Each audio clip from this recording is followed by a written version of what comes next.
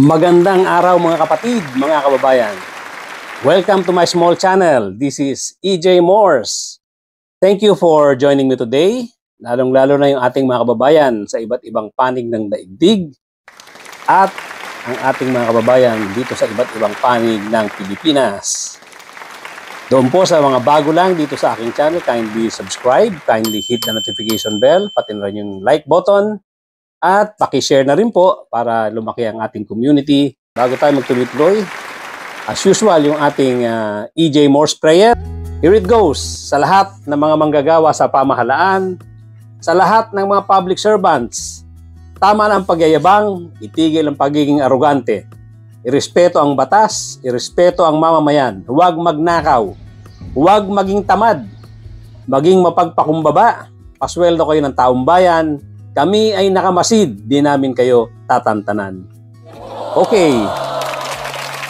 Tuloy-tuloy na po tayo sa ating topic for today. Senator Bato de la Rosa is under fire after posting an AI-generated video about the impeachment process against Vice President Sara Duterte. Pabor ka ba sa impeachment ni VP Sara? No. Bakit? Because it is obviously politically motivated. In his caption, he wrote, "It's a good thing the kids understood what was happening and even urged other groups like the Yellow and Communists to listen to them." Even Davao City Mayor Baste Duterte shared it, mocking liberals who claimed they have Gen Z support. Pag-usapan naman natin yung tungkol dito sa controversy na pinasukan itong si Bato de la Rosa at ni Baste Duterte. At nag-comment din itong si VP Sara. Walang problema doon kasi hindi ko naman siya ginagawang negosyo eh. Hindi ko naman binibenta.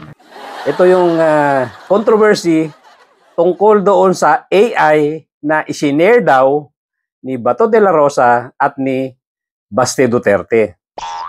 Ang comment pa ni Baste Duterte, akala ko ba ang Gen Z sumusuporta sa inyo? Bakit merong ganito? Parang gano'n ang sinasabi ni Baste Duterte. At itong si Bato de la Rosa naman, ang comment niya, hindi naman daw importante kung AI yan, ang importante yung content, kung ano yung message.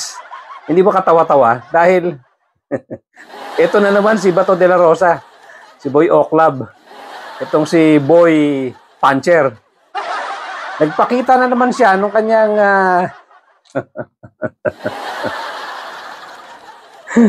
mahirap na magsalita eh. Itong dating general na ngayon ay senador na pinagmamalaki na original yung papeles ni Morales doon sa kanyang ginawang Senate hearing, eto na naman siya ngayon. Hindi daw importante yung kung AI yon, ang importante yung message. Talaga naman to si Boy Puncher, oo. Hindi ko alam kung talagang hindi niya naintindihan kung yung katulad ng nangyari doon sa hearing niya nga kay sa Senado, na kung saan sinasabi niyang original dahil may butas ng puncher. At ito naman, hindi niya rin naintindihan na hindi daw importante yung pagiging AI, ang importante yung message. Sablay na sablay ka na naman dyan, Boy Puncher. Natural, pag yan ay ginawa ng AI or sinabi o ang salita ay nanggaling sa ginawang AI, natural yan, ibig sabihin, malayo sa katotohanan. Kasi, ang dali naman maghanap ng mga kabataan, ng mga estudyante, na pagsasalitain mo kung ano yung damdamin nila. Sabihin nila kung totoo yung nararamdaman nila sa mga nangyayari, kung sila ay sumusuporta kay Sara Duterte, sabihin nila. Ang daling gawin nun. Kung talagang marami kang mga nalalamang kabataan na sumusuporta kay Sara Duterte. Ang lumalabas lang tuloy ngayon, talagang itong ginagawa nyo out of desperation. Masyado na kayong desperado dahil halos buong Pilipinas ang nagsasalita na gustong-gusto ituloy or gustong-gustong matuloy itong pagdilitis tungkol dito sa impeachment. Kayo na lang ang hindi nagsasabi at yung mga senador, nakakampi nyo pa diyan sa Senado. ang nagsasabi na dapat ito ay i-dismiss. At yun nga, diyan sa Senado, obvious na obvious talagang ipinakita ng mga kakampi nyo na hanggat maaari, ayaw nyo matutuloy itong mangyayaring paglilitis, ang hearings dyan na mangyayari sa Senado dahil yung inyong sinasanto na Diyosa talagang lalabas lahat ng mga ebidensya na hindi kanais-nais. Yan ang ayaw nyo mangyari, obvious na obvious yan eh. Hindi naman ganun kahihina ang mga Pilipino na nakakakita, nakakapanood dyan sa Senado.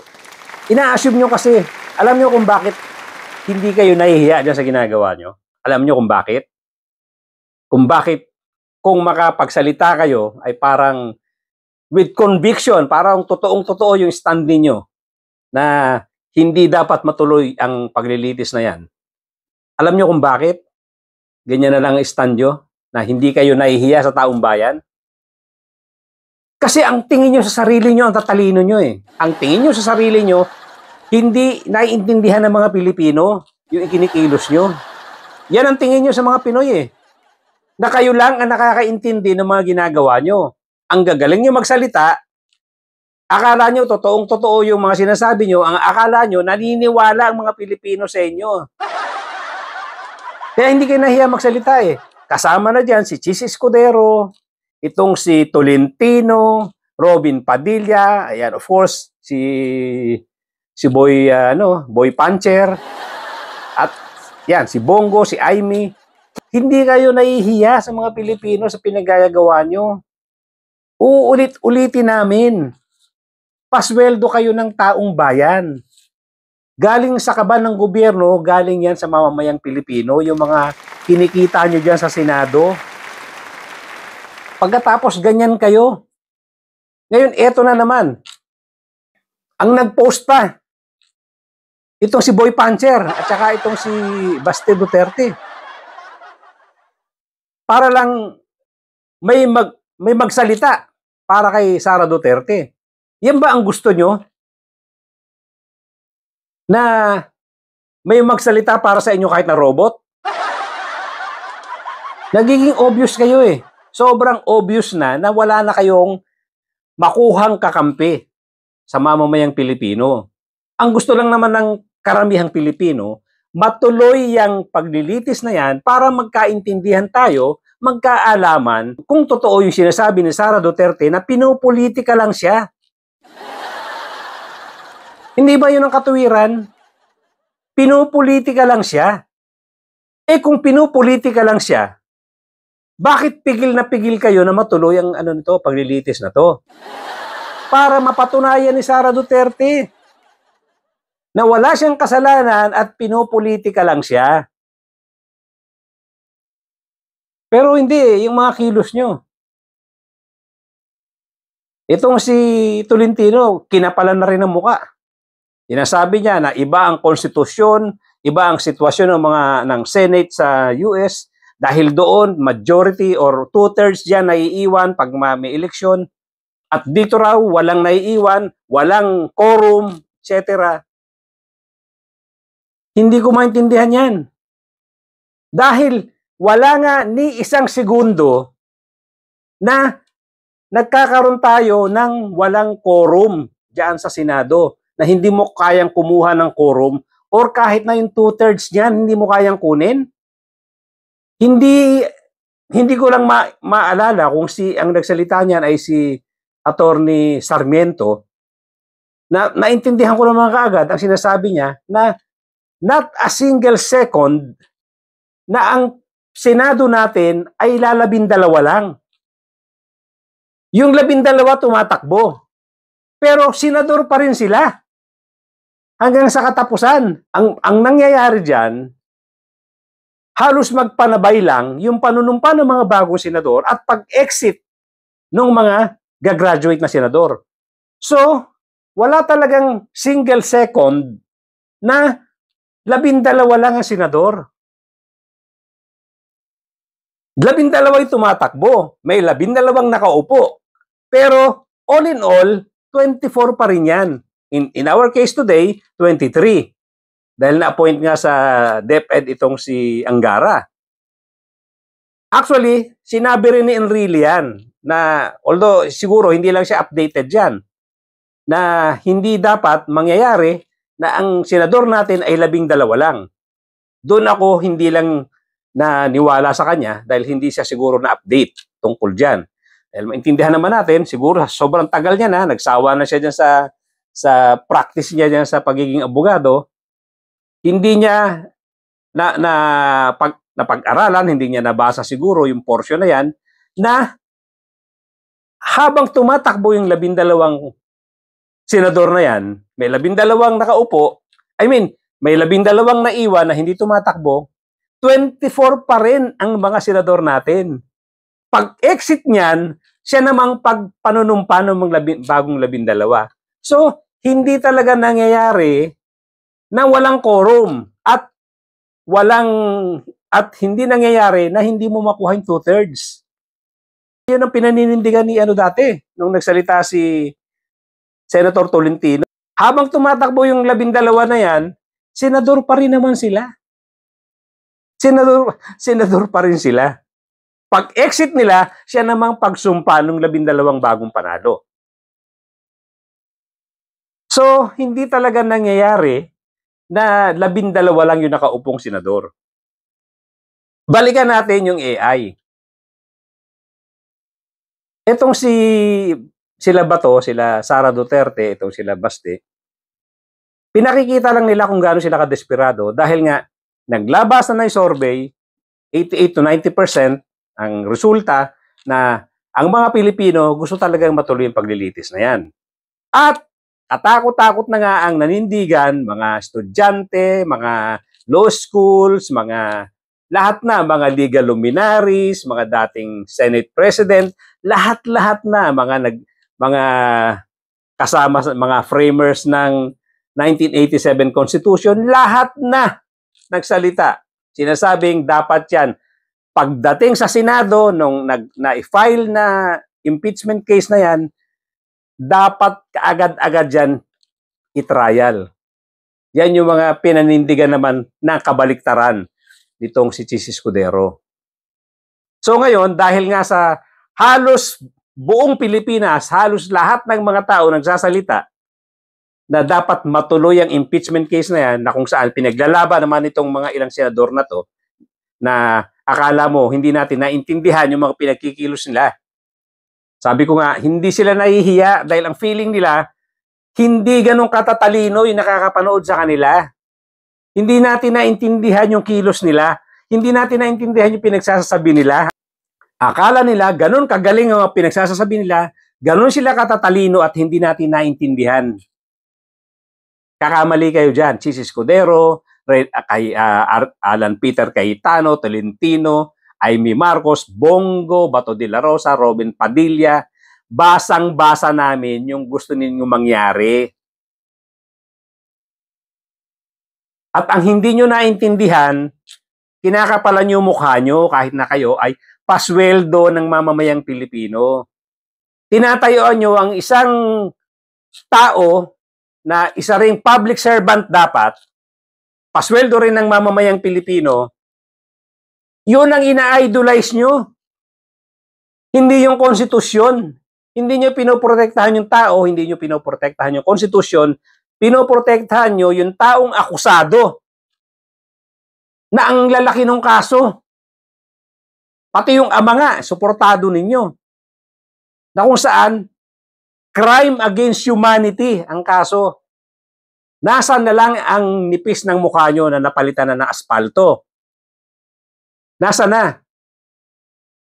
Pare-pareho kayong pasweldo ng taong bayan. Pero pinaninindigan nyo isang pamilya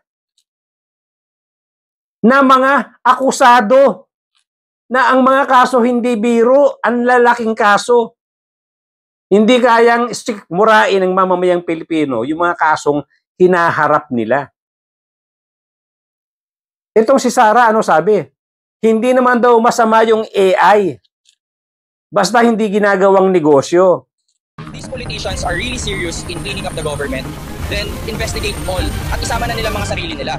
Ang pag-share ng mga katulad na ganyan, muli, disinformation, fake news, hindi po sana nanggagaling sa mga opisyal ng pamahalaan. So dapat maging responsable sa anumang sinishare nila na impormasyon sa ating mga kababayan. Wala namang problema siguro sa pag-share ng AI video in support of sa akin. Basta hindi ginagawang negosyo. Vice President Sara Duterte is badly in need of media literacy and media education. Walang problema doon kasi hindi ko naman siya ginagawang negosyo eh. Hindi ko naman binibenta. Bakit? Alam ba namin kung sino nagpagawa niyan? Alam ba namin? Hindi ba posible rin na kayo nagpagawa niyan? Posible rin, di ba? Anong malay namin kung sino nagpagawa niyan? Hindi ba ang pagpapagawa ng AI binabayaran din yan? Nilalabas nyo lang itong mga ganitong klaseng balita, mga ganitong klaseng palabas, dahil nga wala na kayong makitang mga tao na susuporta para sa inyo. Nagpapakita na kayo ng desperation masyado. Grabe na eh. Ang kakapal ng mukha sa Senado ng mga sumusuporta sa kanya. Ito na naman, AI naman. Dinipensa pa mismo ng Vice President. Nilalabanan nga ng gobyerno yung mga fake news na yan. Magsasalita ka ng suporta sa'yo pero galing naman sa isang AI. Ang masama niyan, hindi man lang nilagay. Dapat yan, maglalagay ka ng ganyang klaseng pananalita, dapat naka-indicate dyan na ito ay AI. Artificial Intelligence. Kasi, kung hindi AI, wala nang magsasalita para sa inyo eh. Di ba?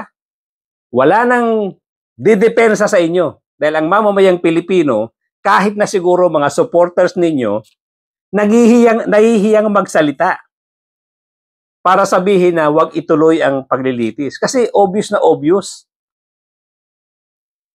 Kasi sa iyo nang galing, Sara Duterte. Sa iyo nang galing na pinupolitika ka lang. Pinupolitika yung pamilya nyo, lalong-lalo ka na, dahil ang sinasabi mo, wala kang makakalaban sa 2028. Sinasabi mo, malakas na malakas ka sa 2028. Kaya ka pinupolitika. Kaya ka sinisiraan. Yan ang pananalita nyo. Lahat kayo dyan sa kampo nyo. Nanggaling din kay Amy Marcos. Wala raw katuturan itong mga akusasyon sa'yo. Pero ito raw ay tungkol sa 2028 elections. Yan ang kalokohan. Dapat harapin mo muna itong impeachment case mo, patunayan mo na talagang pinupolitika ka lang. Huwag niyong pigilan. Huwag niyong pigilan. Katulad niya sinasabi ni Amy Marcos, ito ay tungkol sa 2028 election. Patunayan nyo. Patunayan nyo. Kung walang ilalabas na mga ebidensya ang prosecution, di malilinis ang pangalan mo. Di ba? Dalawang bagay lang yan eh. Malinis yung pangalan mo or lumabas ang katotohanan dahil doon sa maraming ebidensya. Alin dyan sa dalawa? Kaya nga sinasabi lagi ng mga legal luminaries, ng mga experts sa batas, wala kayong ibang option dyan sa Senado. Pagdating ng impeachment complaints, yung articles of impeachment, wala kayong ibang gagawin kundi i-proceed sa trial forthwith. Ayoko na nga sabihin yung forthwith na yan eh. Dahil maalala ko lang lagi ang pagmumukha ni Chis Escudero. Nasabi nga ni Juan Ponce Enrile, kahit na simpleng tao, alam ang ibig sabihin ng forthwith. Siyempre, available yung mga dictionary dyan. Kahit na sa Google, pag sinabi mong forthwith, ang sasabihin sa'yo, immediately. Ito naman si Chis Escudero, bakit hindi raw immediately ang nilagay? Ano ka ba naman? Yun na nga ang direct translation ng forthwith, immediately. Hahanapin mo pa yung immediately talaga salita. Siyempre kaya nga may synonyms. Marami tayong English words, Filipino words na may synonyms, mayroong katumbas, kasing kahulugan. Pati ba naman yung salitang synonyms gusto mo na tanggalin sa dictionary? Grabe na pinagagawa nyo. Yan nga sinasabi ko mga kapatid, mga kababayan. Lahat na lang ng ginagawa nila, pakapalan ng muka. Pakapalan ng muka. Huwag lang matuloy itong paglilitis na to. Na sinasabi ni Sara Duterte, pinupolitika lang siya. At yan din sinasabi ni Amy Marcos. Pues, patunayan yung pinupolitika kayo. Tingnan natin yung paglilitis na yan. Tingnan natin doon sa mga hearing na yan kung mapapalabas nyo na totoong pinupolitika lang itong si Sara Duterte.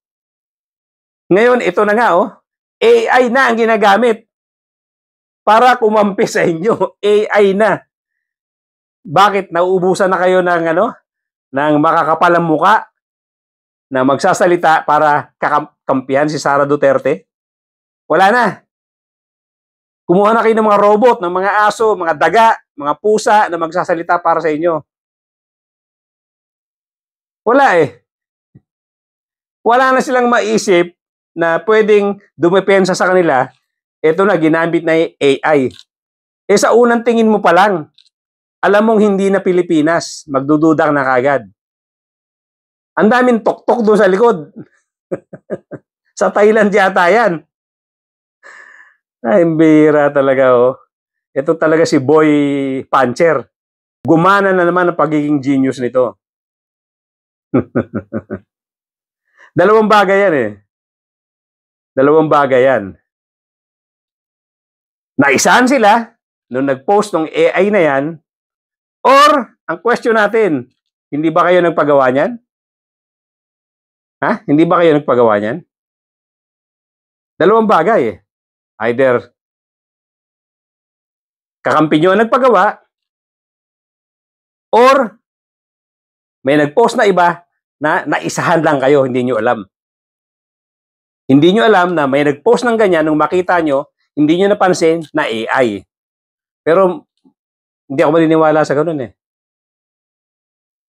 Malamang-lamang yan, kamukha yan nung sinasabi yung video na inilabas ni Harry Roque na polvoron video na minastermind ng isa sa inyo. Ganon din yan Dinesign ninyo yan para kampihan naman si Sara. Yung dati, yung polvoron video, dinesign ninyo, hindi ko alam kung sino, kung talagang si Rocky ang nag-design yan o nag-author niyan, para naman siraan si PBBM. Ngayon, panibagong author para naman dito sa AI na to, nakakampihan naman si Sara Duterte. Dahil desperate move na Desperate situation na. Wala nang magsalita para sa inyo. Dahil 90% ng mga mamamayang Pilipino gustong ituloy yung impeachment case na yan. Kaya nangyayari ito, kaya ito ginagawa nyo. Pakapalan ng muka. Pakapalan ng muka. Harapin nyo yung kaso nyo. Hindi naman kasi hinugot lang sa hangin yung kaso na yan. Inimbestigahan yan sa Kongreso. Kung hindi nyo irerespeto ang Kongreso, ano pa ang dahilan para irespeto ang Senado? Di ba? Sa totoo lang, mas karespeto ang karamihan ng mga tao, ng mga congressmen dyan sa lower house. At marami naman dyan sa Senado ang hindi na karespeto ang pinagsasasabi at mga pinaggagawa. Ang pinakamasaklap nga rito, nawala na yung mga utak, nawala na yung mga pagiging makabayan, pagiging makakonstitusyon, sinuportahan na talaga yung isang pamilya. Isang pamilya na hindi ko alam kung yan ang nagpapasahod sa inyo. Kaya ganyan na lang kayo kung sumuporta dyan. Ilan lang naman sa inyo dyan na walang pinag-aralan Karamihan sa inyo dyan may pinag-aralan, pero bakit kayo bilib na bilib dyan sa pamilya Duterte na yan? Bakit suportado nyo ang pamilya Duterte na yan na nahaharap sa napakalalaking kaso? Wala namang kaso yan, mag-idolize kayo hanggat gusto nyo ng mga Pilipino. Pero hindi naman yung may mga kasong ganito kalalaki, tapos ipaglalaban nyo at kayo ang gumagawa ng mga lihis. Kayo ang gumagawa ng mga lihis na kilos, lihis na salita dyan sa Senado para iligtas ninyo. Nakakahiya. Nakakahiya sa mga mamamayang Pilipino na pinanggagalingan ng mga taxes na sinasahod ninyo. Sa mga allowances ninyo. Mga nagmi-maintain ng mga opisina nyo dyan sa Senado. Pasweldo ng mga empleyado nyo. Lahat, allowances, ang lalaki. Yan, nasa ano nyo, at your own disposal. Lahat yan. Pagkatapos, kakampihan nyo yung mga taong ganito na nahaharap sa malalaking kaso. Nakakadismaya. Hanggang dyan lang po mga kapatid, mga kababayan.